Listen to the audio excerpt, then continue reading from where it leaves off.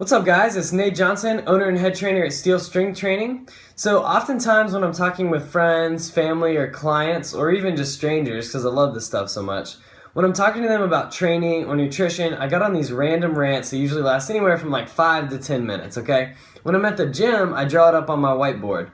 So unfortunately, I'm not at the gym, but I did this rant yesterday. And I always tell myself, hey, I really should film these because this is useful information. And whether or not the person I'm talking to is actually interested, I'm sure somebody out there is interested and can find it useful in their own training and nutrition plan. So this one is about training, and it's talking about increasing your volume and increasing your work capacity to make better strength gains. And we're going to talk about just the difference between expressing strength and building strength. All right, so as long as you're doing a program right now, if your program is working, if you're gaining strength, if you're at least hitting a PR once every 6 weeks, if you're more advanced, even closer to like 12 weeks is acceptable. As long as you're hitting a PR once every 1 to 3 months, then keep doing what you're doing, because progress is progress, and that's a good thing, all right? Now, if your progress has come to a halt and you are feeling...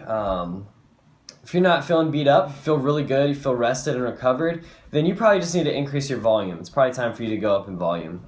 However, if you're feeling beat up, if you're not feeling recovered, but you're also stalled and not making gains, what you need to do is increase your work capacity, okay, or your recovery capacity.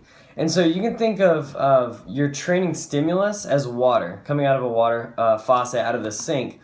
And you could think about the bowl that it's pouring into as your recovery capacity. As long as the bowl is big enough to hold that water, the training stimulus, you'll make gains. However, eventually you'll need that training stimulus to be so high that you can no longer progress. The bowl is not large enough. So what do we do about that? Well, that's what I'm here to talk to you about, okay? So as long as you're making strength gains, you're hitting PRs, you're actually expressing your strength, okay?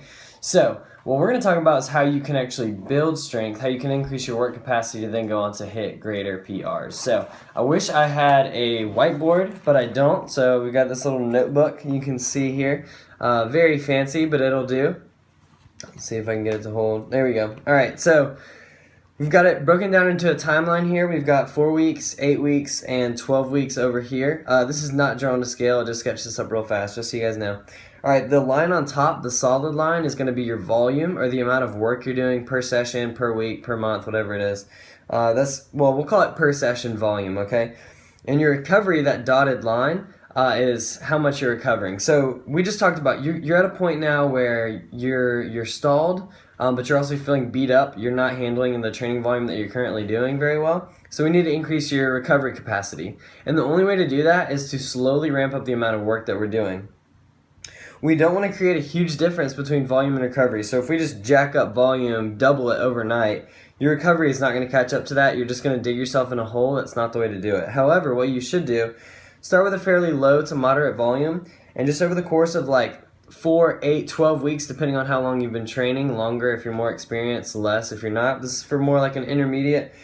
Take 8 weeks and like double your volume, okay? You're going to ramp up your volume, and if you do it slowly, if you do it right, your recovery capacity just kind of trends with that. So you're not going to be seeing any strength gains, but what's happening is your body will adapt to the new volume that you're doing. And just a note, you should not be doing this increase in volume with like the same amount of weight that you've been doing. What I would do is reduce the weight by about like 10 to 15%. So say you're doing squats with 100 pounds, then I want you to go back down to anywhere from like 80 to 90 pounds for all your rep work. And if you're currently doing like 100 pounds for 5 sets of 5, go back week 1, do like 80 for 5 sets of 5, and then over time work up to like 5 sets of 12 or something. That's going to be roughly double the volume. Once we hit that point, your recovery is tracking nicely. What we'll do is we'll switch back to a more moderate amount of volume, but your recovery capacity is still high.